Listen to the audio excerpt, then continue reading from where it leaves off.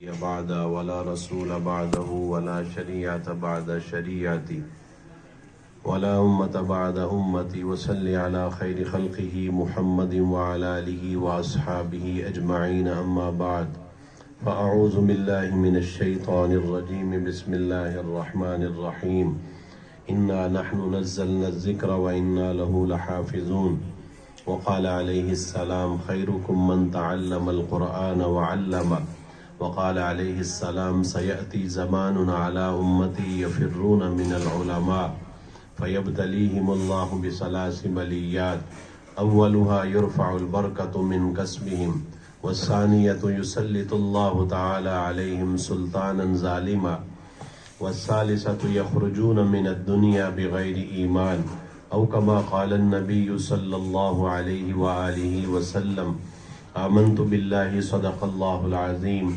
اللهم صل على محمد وعلى آل محمد كما صليت على إبراهيم وعلى آل إبراهيم إنك حميد مجيد اللهم بارك على محمد وعلى آل محمد كما باركت على إبراهيم وعلى آل إبراهيم إنك حميد مجيد.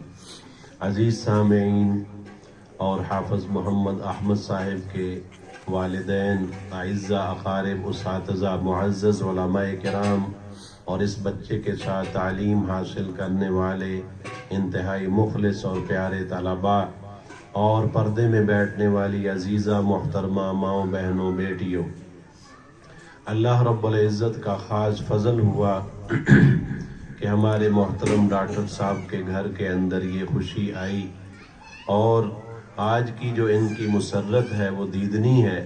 گزشتہ اتوار یہ خود گھر میں اپنے بیٹے کے ساتھ دعوت دینے کے لیے آئے تو اس دن بھی وہ جیسے کہتے ہیں خوشی سے پھولے نہیں سما رہے تھے اور مجھے انتہائی خوشی ہوئی جب انہوں نے دعوت دی کہ چلو میری بھی بخشش کا ذریعہ بن گیا کہ میں بھی علماء کی، حفاظ کرام کی زیارت کروں گا، بچے کی تلاوت سنوں گا. تو شاید یہاں آدھ پون گھنٹہ، ایک گھنٹہ بیٹھنا ہمارے لیے قیمتی وقت بنے اور یہی وقت ہمارے لیے نجات بخشش کا ذریعہ بن جائے. پھر اس سے بڑھ کر یہ خوشی ہوئی کہ ڈاکٹر صاحب نے میرے پاس چائے نہیں پی. وہ اس کی وجہ یہ تھی، یہ نہیں تھا کہ میں ہمارے گھر میں چائے کا انتظام نہیں تھا، بلکہ یہ جلدی میں تھے اور مجھے خوشی ہوئی. چائے پلانے سے بھی زیادہ خوشی یہ ہوئی کہ مجھے فرمانے لگے کہ میں نے یہاں سے جلدی نکلنا ہے اور اپنے بچے کو ساتھ لے کر اپنے والد صاحب کی قبر پر جانا ہے. اور یہ اس دور کا بہت بڑا المیہ ہے کہ ہم اپنے والدین کی قبروں تک بھی نہیں جاتے. ہم ایسے کولو کے بیل بنے ہیں اپنی اولاد کا سٹیٹس بنانے کے لیے، ان کی ڈگریوں کے لیے. صبح نکلتے ہیں، شام کو تھکے ماندے آتے ہیں، جب گھر میں آتے ہیں اولاد سوئی ہوتی ہے اور صبح ہم سوئے ہوتے ہیں، اولاد کا سکول کالج میں جانے والا رکشہ تیار ہوتا ہے. اتوار کے دن بچوں سے ملاقات ہوتی ہے، ماں کے کان میں بھی موبائل لگا ہوتا ہے، باپ کے کان میں بھی موبائل لگا ہوتا ہے. سکول روم کے اندر کسی نے پوچھا، سوال کیا اپنے معزز طلباء سے کہ بھئی کھڑے ہو کر بتلاؤ تم کیا بننا چاہتے ہو. تو کسی نے کہا کچھ جواب دیا، کسی نے کہا میں نے ڈاکٹر بننا ہے، کسی نے کہا ماسٹر بننا ہے.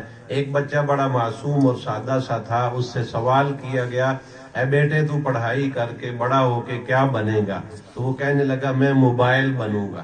تو اس سے وہ استاد محترم نے کہا کہ یہ جو تیری خواہش ہے کہ میں موبائل بننا چاہتا ہوں، اس کی وجہ کیا ہے، تجھے کیا فائدہ ہوگا؟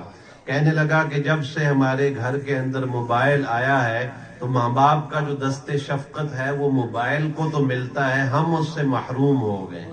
کہ ہمارے والدین کے پاس جو دست شفقت انہوں نے ہمارے سروں کے اوپر رکھنا تھا، وہ سارا وقت اور وہ سارا احترام، وہ مقدس ہاتھ اب صرف موبائل کو نصیب ہوتے ہیں. تو اس لیے میں نے یہ جواب دیا کہ ہم سے زیادہ احترام اور تقدس جب موبائل کا ہے تو اللہ ہمیں موبائل بنا دے تاکہ ماں باپ کی جو شفقتیں ہیں وہ دوبارہ ہمیں ملنا شروع ہو جائیں. آج کا المیہ یہ ہے کہ ہم اتنے دین سے دور ہو چکے ہیں اور مادہ پرستی ہمارے اندر اتنی آ گئی ہے کہ ہمارے اندر رشتوں کا تقدس بھی نہیں رہا. استاد کا احترام بھی نہیں رہا، والدین کا احترام بھی نہیں رہا۔ یہ جو چھوٹے چھوٹے بچے یہاں تشریف فرما ہیں حفاظ کرام، علماء ان کا اتنا ادب کرتے تھے۔ ہمارے اکابرین میں سے حضرت مولانا رشید احمد گنگوہی علیہ رحمت ایک دفعہ کسی صحن کے اندر بیٹھ کر، مدرسے یا مسجد کی صحن میں بیٹھ کر حدیث پاک پڑھا رہے تھے، اور طلباء کے سامنے کتابیں حدیث پاک کی پڑھی ہوئی تھیں، اور حضرت ان کو حدیث پاک کے مفہوم مضامین سمجھا رہے تھے کہ اچانک بارش آ گئی۔ جب بارش آ گئی تو طالب علموں نے اپنی کتابیں اٹھائیں اور اٹھا کر مسجد یا مدرسے کی بلڈنگ کے اندر چلے گئے، اور حضرت مولانا گنگوہی رحمت اللہ تعالی علیہ وہاں اکیلے رہ گئے۔ جب اکیلے رہ گئے اور طلباء اندر چلے گئے تو حضرت گنگوہی رحمت اللہ تعالی علیہ کے کندھے کے اوپر جو رومال تھا، حضرت نے وہ رومال ایسے بچھایا، اور ان قرآن اور حدیث پڑھنے والے طلباء کی جو جوتیاں بارش کی وجہ سے بھیگ رہی تھی ان کو اس کپڑے کے اندر لپیٹا اور اپنے کندھے کے اوپر ڈال لیا۔ طلباء کی جان نکل گئی۔ ان کا حضرت استاد محترم آپ کیوں ہمارے جوتے اٹھا رہے ہیں؟ فرمایا کہ جن کا اعزاز اور احترام اللہ کے فرشتے کریں تو مجھے بھی یہی ہے کہ مجھے بھی یہ سعادت ملے کہ میں بھی تمہارا احترام کروں۔ اس کو احترام کہا جاتا ہے۔ اور اسی طرح ہمارے ہاں استاد کا احترام ختم ہو چکا ہے۔ دیکھیں، ماں باپ کا احترام یہ قرآن مجید کا حکم ہے۔ قرآن مجید میں غور کریں تو اکثر آیات کے اندر اللہ جل شانہ نے جہاں اپنی الوہیت کا، اپنے معبود اور مسجود ہونے کا تذکرہ کیا ہے، ساتھ ہی ارشاد فرمایا کہ اپنے والدین کے ساتھ بھی حسن سلوک کرو۔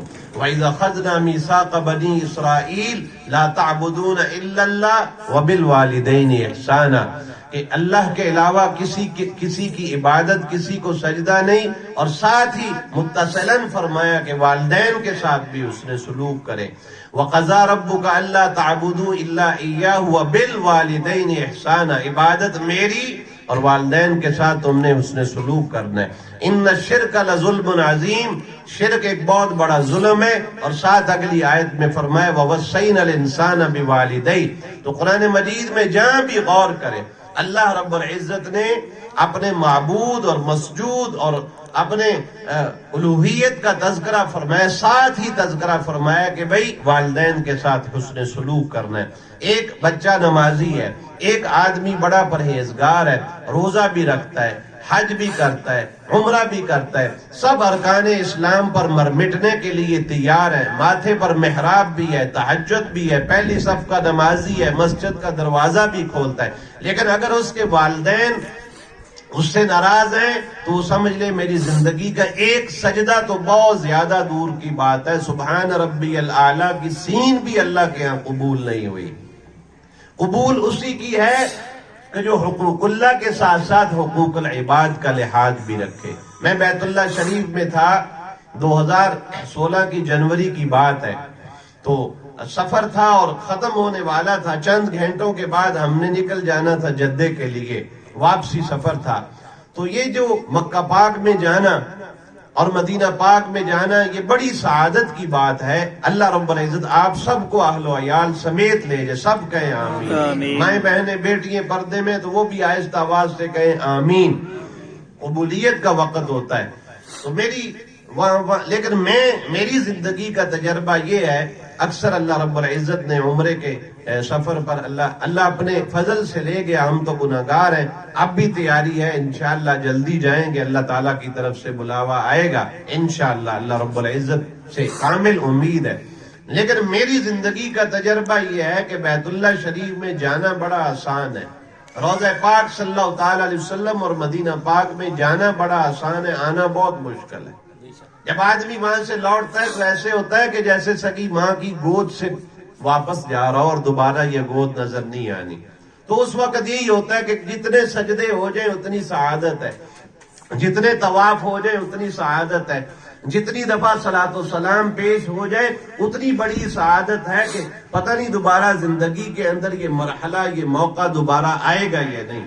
تو میں ایسے بیت اللہ شریف حتیم کے اندر چلا گیا اور میں نے اپنے گھٹنے بیت اللہ شریف کے ساتھ لگا کر اپنے ہونٹ جو تھے وہ غلاف کعبہ کے اوپر رکھ لیے، تو لیکن مجھے رونا نہیں آ رہا تھا، کشمکش تھی، خوشی بھی تھی کہ اللہ رب العزت نے اپنا گھر دکھلایا، اور جدائی کا صدمہ بھی دل و دماغ کے اوپر حاوی ہو رہا تھا کہ ابھی چند لمحوں کے بعد یہاں سے نکل جانا ہے، پتہ نہیں دوبارہ زندگی ساتھ دے گی یا نہیں۔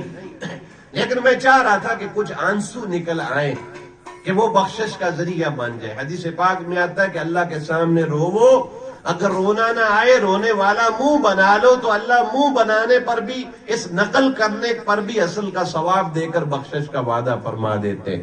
بچہ صبح سکول میں جاتا ہے، ماں کے پاس دینے کے لیے پیسہ نہیں ہے، ٹافیاں اس کے پاس نہیں ہے، بسکٹ اس کے پاس نہیں ہے، مہنگائی کا دور ہے، لیکن ماں ہوتی ہے۔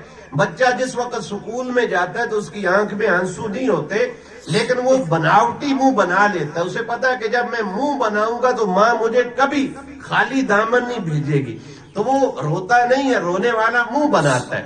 منہ بنانے پر ماں اپنے گھر سے نکلتی ہے، پڑوسن کی دہلیز پر جاتی، دروازہ کھٹکھٹاتی ہے کہ میرا بچہ 10 روپے مانگ رہا ہے، آپ مجھے قرض دے دیں، جیسے ہی آئیں گے میں واپس کر دوں۔ ایسے ہی ہوتا ہے نا، ہماری مائیں ہمارے ساتھ ایسے ہی کرتی ہیں۔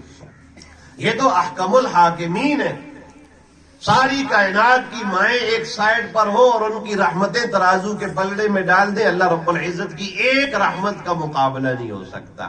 اللہ جل شانہ ارشاد فرمایا، نبی پاک علیہ السلام کی حدیث پاک ہے، ان للہ مئۃ رحمہ، کہ بے شک اللہ کی 100 رحمتیں ہیں۔ کتنی؟ 100 رحمتیں۔ ان 100 رحمتوں میں سے صرف ایک رحمت اللہ نے دنیا میں بھیجی ہے، 99 رحمتیں قیامت کے دن اللہ اپنے گناہگاروں کے لیے بخشش کے بہانے بنا کر ان کو بھیجے۔ یہ دنیا میں جو رحمت ہے، ماں اپنی بیٹی سے پیار کر رہی ہے، اولاد ماں باپ سے پیار کر رہے ہیں، استاد اپنے شاگردوں سے، شاگرد اپنے اساتذہ سے، اور ہم میاں بیوی آپس کے اندر، اولادیں آپس کے اندر، چچا تایا استاد، یہ جو ساری محبتیں اور شفقتیں ہماری ایک دوسرے کے ساتھ چل رہی ہیں، بھوکوں کے لیے کھانے کا انتظام کرتے ہیں، تن بدن ڈھکنے کے لیے کپڑے کا انتظام کرتے ہیں، ایک دوسرے سے یہ جو ہم شفقت کا معاملہ کرتے ہیں، یہ صرف ایک رحمت کا صدقہ ہے، اور 99 رحمتیں اللہ رب العزت قیامت کے دن ہمارے اوپر کرے گا۔ یہ بھی نبی پاک صلی اللہ تعالی علیہ وسلم کے توسط اور صدقہ اور وسیلہ سے ہے۔ تو میں بیت اللہ شریف میں تھا، میں نے گھٹنے لگائے، رونا نہیں آ رہا تھا، تو اچانک بعض دفعہ آدمی کو خود رونا نہ آئے تو کسی اور کے آنسو نکل رہے ہیں تو آدمی کا دل پگھل جاتا ہے۔ ایک کوئی بوڑھی عورت آئی، میں نے اس کی طرف دیکھا نہیں کیونکہ میرے لیے وہ غیر محرم تھی، لیکن لگ یہ رہا تھا کہ وہ قد کاٹ والی۔ میں بیٹھا تھا بیت اللہ شریف، میں اپنی تسبیحات و مناجات میں تھا، تو وہ میری پچھلی سائیڈ پر آئی، اس کو جگہ ملی، اور اس نے ایسے بیت اللہ شریف پر ہاتھ رکھ دیے غلاف کعبہ کے اوپر، ایسے ہاتھ رکھ کر نہ اس نے سورۃ الفاتحہ پڑھی، نہ کوئی کلمہ پڑھا، نہ کوئی درود شریف پڑھا، نہ قل هو اللہ، کچھ نہیں پڑھا اس نے۔ لیکن جو وہ کہہ گئی وہ 2016 کی جنوری تھی، آج 2023 ہے، آج بھی جب مجھے کہیں تنہائی میں اس اماں کا وہ جملہ یاد آ جائے تو دل بھر آتا ہے، آنکھوں میں آنسو آ جاتے ہیں کہ ماں باپ اپنی اولاد کے ساتھ کتنے شفیق ہیں کہ وہ بیت اللہ میں کھڑی ہے اور لرزتی ہوئی اس کی آواز ہے، بڑھاپا اس کے اوپر طاری ہے، پتہ نہیں کس کا چرخہ اس نے کاتا ہوگا، کس کی بھینسوں کے گوبر اس نے اٹھائے ہوں گے، کس امیر زادے کے کپڑوں کو اس نے، گندے کپڑوں کو اپنے ہاتھوں سے مل مل کر دھویا ہوگا، کیسے اس نے 50 روپے 10 روپے کر کے جمع کیے ہوں گے۔ لیکن احترام یہ تھا، اور والدین کی اولاد سے محبت دیکھیں کہ جیسے ہی اس نے بیت اللہ شریف پر ہاتھ رکھے، کوئی لمبی چوڑی تلاوت نہیں، کوئی لمبی چوڑی تسبیح نہیں، ایسے ہاتھ رکھ کے اپنے اللہ سے کہہ رہی ہے، میرے بھیڑے پت نو ٹھیک چا کر، میرے بھیڑے پت نو ٹھیک چا کر۔ میں اللہ کو حاضر ناظر جان کر کہتا ہوں کہ اتنے آنسو میرے نکلے صرف اس بنیاد پر کہ اس ماں نے یہاں بھی اپنے لیے کچھ نہیں مانگا، اپنے بڑھاپے کے لیے، اپنے موذی امراض کے لیے بھی اللہ رب العزت سے کوئی دعا نہیں کی کہ یا اللہ میں بوڑھی ہوں، میرے اوپر رحم فرما، مجھے موذی بیماریوں سے محفوظ فرما۔ اپنی جنت کا بھی سوال نہیں کیا، اپنی جنت بھی نہیں مانگی، صرف ایسے ہاتھ رکھ کر کہہ رہی میرے بھیڑے پوت نو ٹھیک چا کر، میں نے سوچا اس کی اولاد میں کمی ہوگی، نافرمان ہوگی، جو ستی ہوئی اور تڑپی ہوئی یہاں آئی اور اپنے اللہ سے مناجات کر رہی ہے کہ میری اولاد کو اپنا بھی فرما بردار بنا، ماں باپ کا بھی فرما بردار بنا۔ یہ قرآن مجید کے احکامات ہیں۔ اچھا، پھر 2017 کے اندر میں گیا، پھر ایک عجیب واقعہ ہوا۔ جب باب فائز سے باہر نکلے تو وہاں زمزم کی ٹونٹیاں لگی ہوئی ہیں، تو میں جب باہر نکلا طواف کر کے تو میں نے کہا یہاں سے پانی پی لیتے ہیں، تو میں وہ پانی بھر رہا تھا گلاس کے اندر، ڈسپوزیبل وہاں گلاس ملتے ہیں، میں اس میں پانی بھر رہا تھا تو ایک عورت، اس کا کوئی محرم تھا ساتھ، اس سے باتیں کر رہی تھی، وہ بھی اندر سے نکلی تھی بیت اللہ شریف تھکی ہوئی، وہ بھی پانی پی رہی تھی، میں بھی پی رہا تھا۔ وہ دونوں مرد و عورت آپس میں باتیں کر رہے تھے اور عورت کہہ رہی تھی وڈا پوت نہ ہجے ڈنگ ماردا، وڈا پوت ہجے ڈنگ ماردا۔ تو پھر میں رویا کہ میں نے کہا یا اللہ، یہ اپنی اولاد کے شکوے تجھے سنانے کے لیے آئی ہے اور یہ لفظ کہہ رہی ہے ڈنگ مار رہا ہے، یعنی اس کی زبان کے وہ تیر تلوار ایسے ہوں گے کہ جو ماں باپ کے جگر کو چھلنی کر دیتے ہیں۔ بعض دفعہ ہم اپنے بیوی بچوں کو خوش کرنے کے لیے ایسی بات کہہ جاتے ہیں، ماں باپ کی نیندیں اڑ جاتی۔ کئی مہینے، گھنٹے نہیں، کئی مہینے والدین اپنی اولاد کو سمجھانے کے لیے لفظ تلاش کرتے ہیں، لہجے تلاش کرتے ہیں کہ اگر اس بیٹے کو کسی کام سے روکا تو میرا لہجہ کیسا ہونا چاہیے، میرے الفاظ کا چناؤ کیسا ہونا چاہیے۔ یہ نہ ہو کہ میں اس کو ڈانٹوں، اس کو تنبیہ کروں اور یہ اپنے سخت لہجے سے کہیں میری انگلی پکڑ کر گھر سے باہر نہ نکال دے، کہیں اس کا لہجہ ایسا ترش نہ ہو جائے کہ یہ مجھے بھی ماں باپ بہن بھائیوں کی گالیاں نہ دینا شروع کر دے۔ اور ہم نے اپنے کانوں سے سنا کہ والدین سمجھاتے ہیں اور اولاد ان کو گالیاں نکالتی ہے، والدین کے دوستوں سے شکوے کرتی ہے، جا کر والدین کا ہاتھ پکڑتی اور باہر نکال دیتی۔ جس نے آج والدین کو باہر نکالا وہ سمجھ لیں کہ وہ جہنم میں چلا گیا اور جنت سے نکال دیا گیا۔ تو قرآن مجید جیسے والدین کا احترام بتلاتا ہے، اسی طرح استاد کا احترام بھی قرآن و سنت کے اندر موجود ہے۔ ہارون رشید بادشاہ گزرا ہے، پرانے بادشاہ سے نیک ہوا کرتے تھے، علماء سے محبت کیا کرتے تھے۔ وہ جب اپنے بچوں کو تعلیم دلوایا کرتے تھے تو تعلیم مکمل ہونے کے بعد کسی اللہ کے ولی کے پاس صحبت اولیاء اختیار کروانے کے لیے بھیجا کرتے تھے۔ ہمارے جتنے مدارس دینی ہیں، ہمارے دارالعلوم دیوبند کے اندر جو آخری بیان ہوتا ہے، بخاری شریف کا درس ہو یا اختتام قرآن مجید ہو، تو اس کے آخر میں طلباء کو یہی وصیت کی جاتی ہے کہ اب تم نے رسمی تعلیم حاصل کر لی ہے، لیکن اس پر عمل اور اخلاص پیدا کرنے کے لیے اپنے اساتذہ کے جوتوں میں جا کر بیٹھو، کسی اللہ کے ولی کی صحبت کے اندر جا کر بیٹھو۔ صحبت اولیاء، انسان اگر گرا ہوا ہو نالی کے اندر چھپا ہوا ہیرا ہے، جب کسی کی صحبت نصیب ہو جائے تو وہ چمکدار ہیرا بن جاتا ہے، لوگوں کو اس کی قدر و قیمت بعد میں پتہ چلتی کہ یہ کتنا چھپا ہوا ہیرا ہے۔ تو ہارون رشید نے اپنا ایک بیٹا تربیت کے لیے، ہم تو اپنے بچوں کو بھیجتے ہیں تعلیم کے لیے، اس نے تربیت کے لیے امام اصمعی رحمت اللہ تعالیٰ کے پاس ہارون رشید نے اپنے بیٹے کو بھیجا کہ بیٹے تعلیم ہو گئی، اب تربیت سیکھنی ہے، عمل سیکھنا ہے، اخلاص سیکھنا ہے۔ 2-4 مہینے وہ بیٹا گیا امام اصمعی رحمت اللہ تعالیٰ کے پاس، ذکر اذکار بھی سیکھتا تھا اور اپنے استاد کی خدمت بھی کرتا تھا، لوٹے میں پانی بھرتا، مشکیزہ بھر کر لاتا، بادشاہ کا بچہ یہ کر رہا ہے۔ آج 4 سال تک ایک استاد آپ میرے اور آپ کے بچے بچیوں کو پڑھاتا ہے، 4 سال کے اندر 30 پارے کوٹ کر اپنے بیوی بچوں کو بے آرام کر کے، اپنے خالہ پھپھو کی اولاد کی شادیوں سے چھٹی لے کر، جب 4 سال کے اندر 30 پارے مکمل ہو جائیں، ایک دن استاد تھوڑا سا ڈانٹ دے، ہلکی سی تھپکی بھی لگا دے تو ہم اس کے اوپر FIR کٹوا دیتے۔ گزشتہ دنوں میرے پاس ایک صلح کے لیے 2 خاندان آئے، میں نے کیا ہوا؟ کہتے جی یہ ہمارے قاری صاحب ہے اور یہ ہمارا شاگرد ہے۔ میں نے کہا الحمدللہ بڑے آپ پیارے ہیں، آپ اپنے استاد کو ساتھ لے کر آئے۔ میں نے کہا کیا وجہ ہے، کیا کوئی رشتہ کرنا ہے، کوئی اور بات ہے، کوئی کسی مسجد کا ہے؟ کہتے نہیں جی یہ قاری صاحب نے ہمارے بچے کو مارا ہے۔ تو میں نے کہا اچھا مارا ہے، ٹھیک ہے، آپ کے بچے نے کتنے پارے حفظ کر لیے؟ کہتے جی 20 پارے حفظ کر لیے۔ تو 20 پاروں کے حفظ کے اندر ایک دفعہ اس نے ہلکی مار ماری ہے اور جسم پر نشان بھی کوئی نہیں تھا۔ تنبیہ کے لیے استاد تھپکی لگا دیتا ہے۔ حضرت خاتم النبیین صلی اللہ تعالی علیہ وسلم میدان جنگ کے اندر تھے، ایسے صفے بنا رہے تھے، تو ایک صحابی تھوڑا سا صف سے آگے تھا، تو آپ علیہ السلام نے چلتے چلتے احترام کے ساتھ اس کے پیٹ میں یا کمر میں جو بھی چھڑی پاس تھی وہ ہلکی سی ایسے مار کے تنبیہ کر دی۔ تو بعد کے اندر نبی پاک علیہ السلام نے اس کا بھی بدلہ دیا۔ آپ نے کہا صحابی اگر تو ناراض ہے تو مجھ سے بدلہ لے لے۔ تو صحابی نے کہا یا رسول اللہ صلی اللہ علیہ وسلم جب آپ نے مارا تھا میری کمر ننگی تھی، آپ بھی کمر ننگی فرمائے۔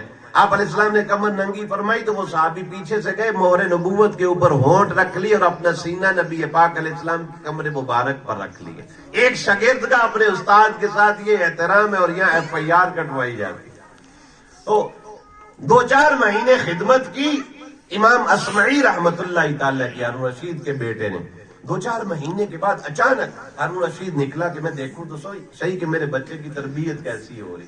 تو یہ بادشاہ گیا اور چپکے سے گیا، کوئی شاہی سواری پر نہیں گیا، صرف چیک کرنے کے لیے کہ بچے کی تربیت کیسی۔ جب گیا ہارون رشید بادشاہ تو دیکھا کہ امام اسمعی رحمت اللہ تعالی بیٹھے ہوئے وضو کرنے کے لیے، اور جو بادشاہ کا بیٹا ہے شہزادہ اس کے ہاتھ میں لوٹا پکڑا ہوا ہے اور وہ استاد کے پاؤں کے اوپر پانی ڈال رہے ہیں اور استاد اپنے ہاتھوں کے ساتھ پاؤں دھو رہے ہیں۔ خوش تو ہوا لیکن بات ذرا سننے کی ہے توجہ سے، اور یہ کتنی بڑی خوشی کی بات تھی کہ شہزادہ ہے، شہزادگی ختم ہو گئی اور اس کے ہاتھ میں لوٹا ہے اور وہ اپنے استاد کے پاؤں کے اوپر پانی ڈال رہا ہے۔ لیکن بادشاہ ناراض ہوا، اس نے کہا استاد جی تربیت نہیں ہوئی ابھی اور میں۔ اس نے کہا اس سے بڑی تربیت کیا کہ یہ پانی ڈال رہا ہے اور میں اپنے پاؤں دھو رہا ہوں۔ اس نے کہا نہیں استاد جی یہ تربیت نہیں ہے، تربیت یہ ہے کہ اس کے دائیں ہاتھ میں لوٹا اور بائیں ہاتھ سے آپ کے پاؤں ملے۔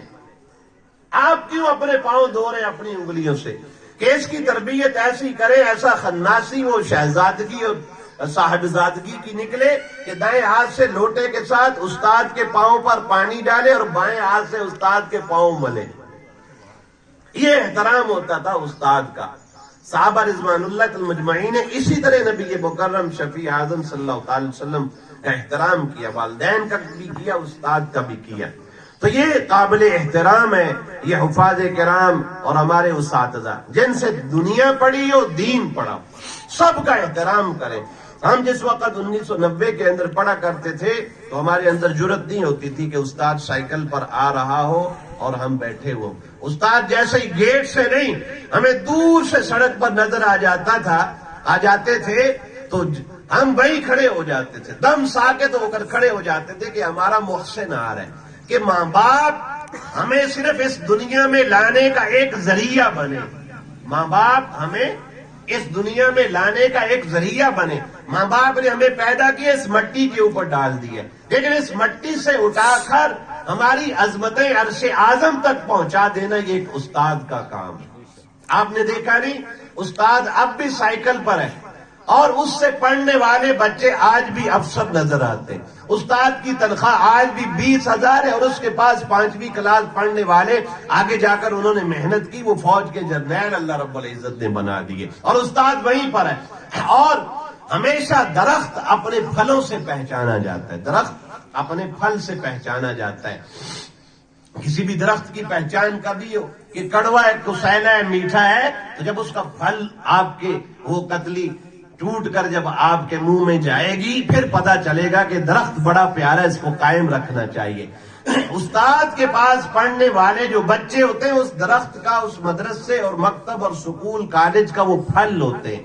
جب وہ اس گراؤنڈ سے اس سکول کے گیٹ سے باہر نکلتے ہیں پھر ان کا امتحان ہوتا ہے، وہ جو کریں گے ان کا حرف استاد کے اوپر جائے گا۔ ہم چھوٹے سے تھے، قرآن مجید ابھی حفظ شروع کیا تھا، اتنا زیادہ ادب احترام کا پتہ نہیں تھا۔ ہم گاؤں کے لوگ تھے، مدرسے میں گئے، جب جمعرات کو واپس آیا کرتے تھے تو مسجد میں شرارتیں کیا کرتے تھے۔ تو ہمارے گاؤں کے ایک حکیم صاحب تھے، وہ انہوں نے ایک دفعہ ہمیں کہا، مجھے آج بھی 30-35 سال کے بعد ان کی بات آج بھی کان میں وہ میرے پھر رہی ہے۔ وہ ہمیں کہتے تھے تمہیں تمہارے استاد نے یہی سکھلایا ہے؟ تمہیں تمہارے سکول کالج اور تمہارے مدرسے نے یہی سکھلایا ہے؟ میں اپنے بیٹوں سے کہوں گا جو حافظ قرآن ہے یا کسی بھی مکتب میں کسی سکول میں بھی پڑھ رہے ہیں تو وہ یہ خیال کرے کہ آج اگر ہم نے کسی کے ساتھ جھوٹ بولا، مکاری کی، اور تو اس کا حرف استاد کے اوپر بھی جائے گا، اس مکتب مدرسے مسجد اور اس سکول کالج کے اوپر بھی جائے گا کہ وہاں والوں نے کچھ سکھلایا بھی نہیں۔ تو والدین کا احترام ہو، اساتذہ کا احترام ہو، یہ قرآن و سنت کے احکامات ہیں۔ مجھ سے قبل حضرت مولانا حنیف صاحب نے جو میں نے بیان کرنا تھا انہوں نے 3 دفعہ وہی بیان انہوں نے کر دیا، اس لیے میں اس سائٹ پر نہیں گیا۔ جتنے فضائل احادیث تو ایک جیسی ہے، وہ جو میں نے کرنی تھی وہ الحمدللہ اللہ رب العزت نے ان کا سینہ کھولا، انہوں نے وہ فضائل بیان کر دیے، وہ الحمدللہ آپ حضرات نے سن لیے۔ تو مجھے ایک واقعہ یاد آ گیا۔ یہ جو بیٹا آپ کے سامنے بیٹھا ہے اس کا نام محمد احمد ہے، ماشاءاللہ بہت پیارا نام ہے، بہت پیارا نام ہے۔ اپنے بچوں کا نام محمد رکھا کرے، احمد رکھا کرے۔ زمین میں نبی پاک علیہ السلام کا محمد نام ہے اور آسمانوں اور عرشوں کے اوپر اللہ رب العزت نے اپنے پیغمبر کا نام احمد رکھا ہے۔ محمد احمد بڑا پیارا اور خوبصورت نام ہے۔ رحمت کائنات ایک کتاب ہے، اس کے اندر لکھا ہے کہ آج بھی خراسان کی طرف ایک قبرستان ہے جس کو محمدیوں کا قبرستان کہا جاتا ہے، وہاں وہی آدمی دفن ہو سکتا ہے جس کا نام محمد ہو یا نام کے شروع کے اندر محمد ہو۔ یہاں تک کہ ایک بہت بڑے محدث گزرے تھے، ان کے نام کے شروع کے اندر محمد نہیں تھا، نام اور تھا، تو ان کو بھی دفن کرنے کی وہاں اجازت نہیں ملی۔ ان کا جس کا نام محمد ہوگا، محمد احمد ہوگا، وہی اس قبرستان میں دفن ہو سکتا ہے۔ اور علماء نے لکھا ہے کہ جس گھر میں لفظ محمد پایا جائے، محمد نام ہو، محمد احمد ہو یا بشیر ہے اس کے شروع کے اندر محمد بشیر لگا لیا۔ فرمایا اس نام کی برکت یہ ہے کہ اللہ رب العزت اس گھر میں کبھی غربت نہیں بھیجیں گے، اور اس نام کی برکتیں ارد گرد کے پڑوسیوں کو بھی ملیں گی کہ ان کی رزق کی تنگی بھی دور ہوگی۔ اتنا نام محبوب ہے اللہ رب العزت کو۔ نبی پاک صلی اللہ علیہ وسلم کا نام بھی محبوب ہے، نبی پاک صلی اللہ علیہ وسلم کا کام بھی بڑا محبوب ہے۔ جو نام پر نام رکھے وہ بھی اللہ کا محبوب بن جاتا ہے، جو اللہ کے پیغمبر کے کام کو اپنا مشن زندگی اور موت تک اپنا لے، اللہ رب العزت اس کے بھی وارے نیارے کر دیتا۔ یہ بیٹے کا نام محمد احمد ہے۔ مجھے ایک بات یاد آ گئی اور میں اس بیٹے کو وصیت کر رہا ہوں، اور جتنے حفاظ کرام سب سے پہلے اپنے آپ کو اور اس کے بعد جتنے حافظ قرآن بچے یہاں بیٹھے میں ان کو ایک وصیت کرنے لگا ہوں۔ اور بڑوں کی باتوں کے اندر اثر ہوتا ہے، یہ بڑوں کی بات ہے جو میں نقل کر رہا ہوں۔ آج اس بچے کا ختم قرآن پاک ہے، تو ہمارے دارالعلوم دیوبند کے ایک محتمم تھے، اللہ رب العزت نے بڑی شان سے نوازا، علم و عمل سے نوازا ان کو، حضرت قاری محمد طیب صاحب رحمت اللہ تعالی علیہ۔ ان کے والد صاحب کا نام حافظ احمد صاحب، کیا نام تھا؟ حافظ احمد۔ اور دادا کا نام حضرت مولانا قاسم نانوتوی رحمت اللہ تعالی، جنہوں نے بنیاد رکھی تھی دارالعلوم کی۔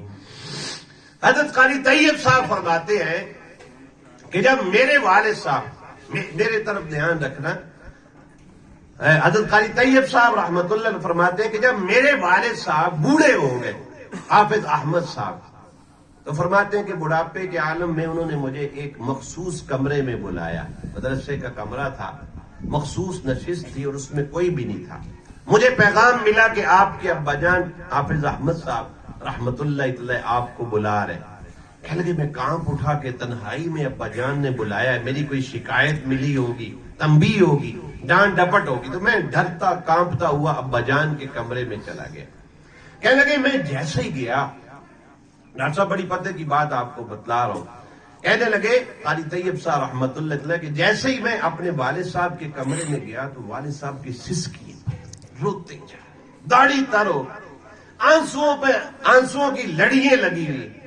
کہنے لگے جب تھوڑی سی سسکی بندھی اور کچھ سکون محسوس ہوا تو روتے ہوئے مجھے کہنے لگے اے میرے بیٹے طیب، آج میں جو تجھے کہنا چاہ رہا ہوں وہ وہی بات ہے جو مجھے میرے باپ نے کہی تھی، یعنی تیرے دادا نے۔ آج میں جو تجھے پیغام دینا چاہ رہا ہوں وہ میں وہی پیغام دے رہا ہوں جو میرے حافظ عالم بننے کے بعد میرے ابا جان نے اسی جگہ پر بیٹھ کر دیا تھا، اور ان کی بھی یہی عادت تھی، ان کی بھی سسکیاں بندھی ہوئی تھی، ہچکیاں لگی ہوئی تھی۔ تو میں ڈر گیا۔ کہنے لگے میرے والد صاحب کہنے لگے کہ اے میرے بیٹے طیب، جب میں عالم فاضل اور حافظ بنا تھا تو مجھے میرے ابا جان نے اسی طرح تنہائی میں بلا کر کہا تھا، احمد بیٹے سنو، اللہ رب العزت تجھے شان و شوکت بھی دے گا، لوگ تیرے ہاتھ پر بیعت بھی ہوں گے، لوگ تیرے پیچھے تکبیر تحریمہ بھی باندھیں گے، تجھے مال بھی بڑا ملے گا، منصب بھی بڑا ملے گا، لیکن ہر چیز تجھے مبارک، میں نے تجھے جو حافظ قرآن بنایا یہ میں نے اپنے لیے بنایا، مجھے فراموش نہ کرنا، مجھے بھول نہ جانا، مجھے بھول نہ جانا۔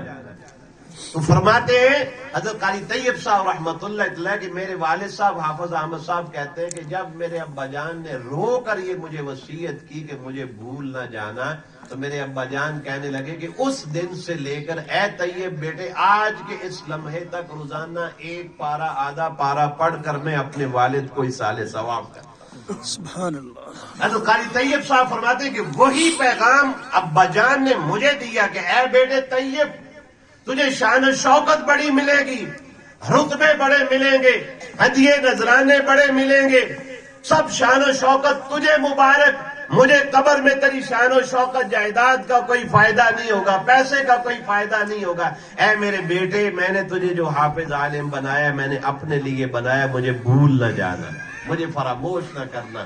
تو حضرت قاری طیب صاحب رحمت اللہ نے یہ واقعہ بیان کر کے لکھا ہے، فرمایا کہ اس دن سے لے کر آج تک سفر ہے، حضر ہے، گرمی ہے، سردی ہے، کوئی بھی میری مصروفیت ہے، بیمار ہوں تندرست ہوں، روزانہ مغرب کی نماز پڑھنے کے بعد نوافل پڑھنے کے بعد 2 رکعتوں کے اندر آدھا پارہ یا 1 پارہ پڑھ کر روزانہ کو وہ نفل اور اس تلاوت کا ثواب میں اپنے والد صاحب حافظ محمد احمد صاحب کو پہنچاتا ہوں۔ اتنی بڑی وفا ہے اولاد کی اپنے والدین کے ساتھ۔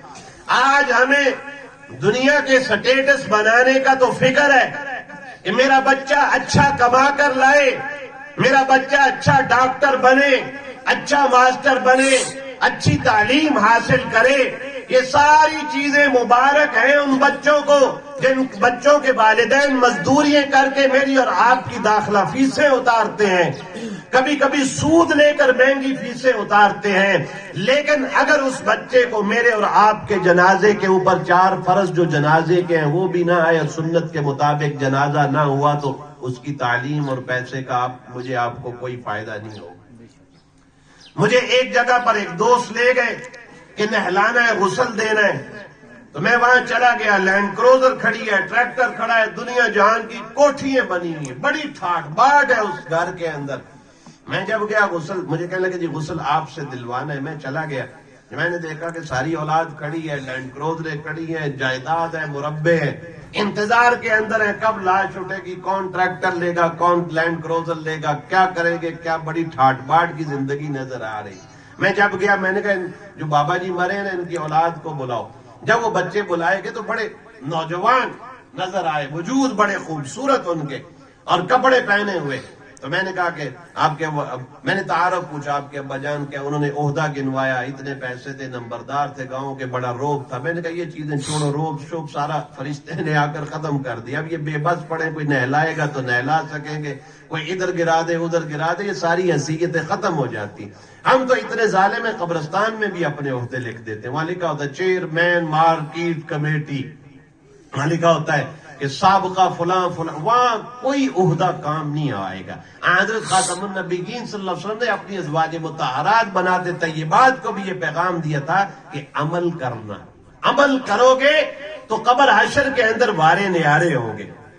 تو میں نے انہیں بٹھا لیا، میں نے دل میں سوچا کہ میں نہلاؤں گا، میں چلا جاؤں گا، ان بچوں کے آگے بھی انتقال ہونے، تو میں نے کرسی منگائی بیٹھ کے، میں نے کہا کینچی لے کر آؤ، کینچی منگوائی، میں نے کہا بجان کے کپڑے پھاڑو میں مت، تو وہ اس نے بچے نے ہاتھ میں کینچی پکڑی، بڑا نوجوان تھا 30-40 سال کا، اس کے ہاتھ کانپ رہے، میں نے کہا کاٹو آپ، یہ صرف مولوی کی ڈیوٹی تو نہیں ہے کہ آپ 10 من دانے دیتے ہو، مردوں کے کپڑے بھی پھاڑے اور ہاتھ کے اندر وہ جو کچی مٹی کے روڑے لے کر وہ تمہارے والدین کا گند بھی صاف کرے، نہیں، ان سے مسائل پوچھو، ان کے سامنے بیٹھ کر اپنے والد صاحب سے سیکھو۔ اس کے ہاتھ کانپنے لگ گئے، تو میں نے دل میں سوچا کہ والد صاحب کے ان کپڑوں سے تو ڈر رہے ہیں اور غسل دینے سے ڈر رہے ہیں. جب ابا جان کا چھوڑا ہوا ٹریکٹر ہے اس کے اوپر بیٹھیں گے پھر کوئی ڈر نہیں لگے گا نا. جب ابا جان کا اے ٹی ایم ہاتھ کے اندر آئے گا اس وقت ہی ڈریں گے کہ ابا جان کا چھوڑا ہوا اے ٹی ایم میں.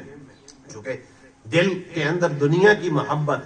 تو میں نے ان کو مکمل ترین شروع سے لے کر آخر تک غسل میت سنت کے مطابق سکھا. بعد میں مجھے ملے کہنے لگے الحمدللہ آپ نے بڑا احسان کیا کہ آپ آئے تو آپ نے ہمیں غسل میت سکھلا دیا. میں نے کہا والدین سے وفا یہی ہے جنہوں نے میرے آپ کے لیے مزدوریاں کی, بینک بیلنس چھوڑے ہیں. سب سے بڑی وفا والدین کے ساتھ یہ ہے کہ جب ان کا انتقال ہو تو انسان کو سنت کے مطابق اپنے والدین کو غسل دینا آئے. اس سے بڑی وفا کوئی ہو سکتی ہے؟ بھائی گاؤں کا وہ آدمی جو سال ہا سال مسجد کا رخ نہیں کرتا, جس کو پہلا کلمہ بھی سیدھا نہیں آتا, وہ چرس بھی پیتا ہے, اس کی مجبوری ہے وہ میرے آپ کے والدین کو نہلائے گا نہیں تو اس کو پتہ ہے مجھے گندم نہیں ملے گی. گاؤں میں جو نہلانے والے ہوتے ہیں وہ پکے ہوتے ہیں, وہ اس لیے نہیں نہلاتے کہ اس کے والد مرے میں نہلاؤں گا تو سنت کا ثواب ملے. حالانکہ نہلانے کا ثواب بڑا. آپ علیہ السلام نے ارشاد فرمایا جو میت کو سنت کے مطابق غسل دے, جب وہ غسل دے کر فارغ ہوتا ہے ایسے گناہوں سے پاک ہوتا ہے جیسے ابھی ابھی اپنے ماں کے پیٹ سے گناہوں سے پاک آیا.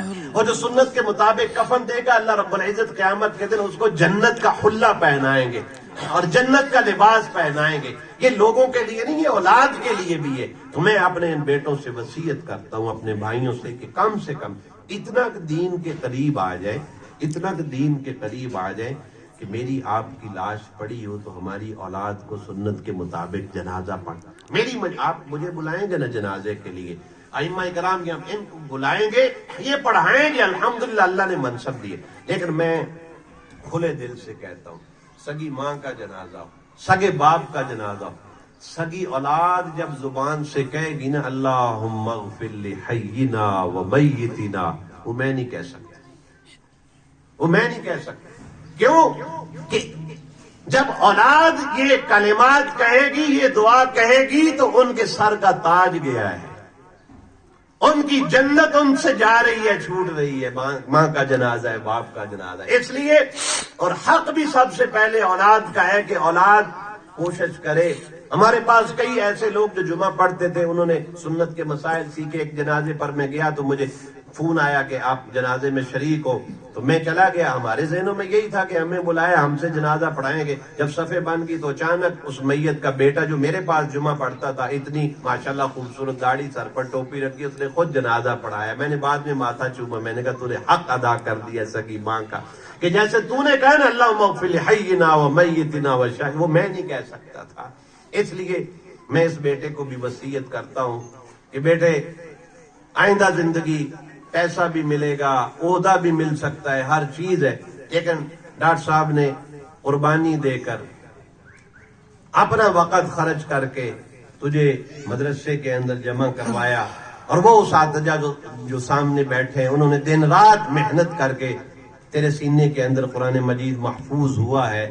تو زندگی میں اپنے والدین کو فراموش نہ کرنا. جہاں اپنے لیے پڑھنا تھوڑا حصہ قرآن مجید کا پڑھ کر زندہ کو بھی سال ثواب ہو جاتا ہے. یہ نہیں کہ والدین کے مرنے کے انتظار میں بیٹھنا ہے, زندہ کو بھی سال ثواب ہو جاتا ہے. روزانہ قرآن مجید کا ایک حصہ پڑھا تو پڑھ کر دعا کی کہ یا اللہ میرے خاندان میں دادا نانا کی سائڈ سے, جس سائڈ سے بھی جتنے زندہ ہیں اور جتنے دنیا سے, پوری امت کو اس میں شامل کر لیا. اللہ تعالیٰ کے یہاں کون سا ثواب کی کمی ہے, تو سب کو شریک کر لیا. اللہ رب العزت جو کچھ گناہگار کی زبان سے نکلا ہے ہم سب کو عمل کی توفیق اور کوشش نصیب فرمائے. آپ ان کی اس خوشی میں شریک ہوئے, اور مجھے امید ہے آپ جتنی دیر یہاں بیٹھے ہیں مصروفیات کے سبب بھی اللہ رب العزت اس مجلس کی برکت سے میری اور آپ کی بخشش فرمائیں گے. اللہ تعالی ہم سب کو عمل کی توفیق نصیب فرمائے.